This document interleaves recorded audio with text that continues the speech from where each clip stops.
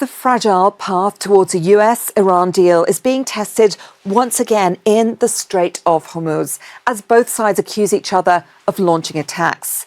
Now, the US military says its naval forces came under attack by Iranian drones and also missiles. And this is as a US-guided missile destroyer was making its way through those waters.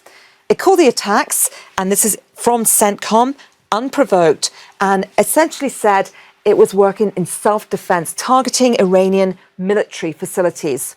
Iran says civilian areas were hit. Now, state media says 2 drones were shot down near Qeshm Island along that strait, and also there were attacks in Bandar Abbas. Explosions were also reported in Manab. Now, this is also where Iran's Revolutionary Guard naval operations centres are based. There were also explosions heard in the capital, Tehran.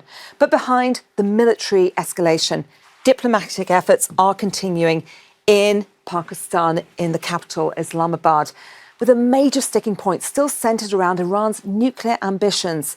Now, Secretary of State Marco Rubio had this to say. I think everybody agrees that Iran having a nuclear weapon is unacceptable. I think the question is, what do you do about it? And the president's actually trying to do something about it. Now, US media is reporting that a US proposal essentially said Iran would put a moratorium on its nuclear enrichment. Now, the report says Washington would agree to lift sanctions and also release billions of dollars worth of frozen funds, as well as lift restrictions on the Strait of Hormuz. Now, Iran's foreign ministry spokesperson said the proposal is currently under review, while another Iranian official took to social media, essentially saying Americans will not obtain in a failed war what they failed to gain in face-to-face negotiations. But this region is on the precipice of a very dangerous escalation. Iran continues to use missiles and also drones and these armed speedboats.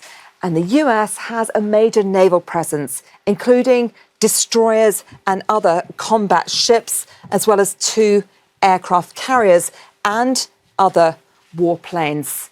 Now, all this while hopes remain pinned on high-stakes diplomacy.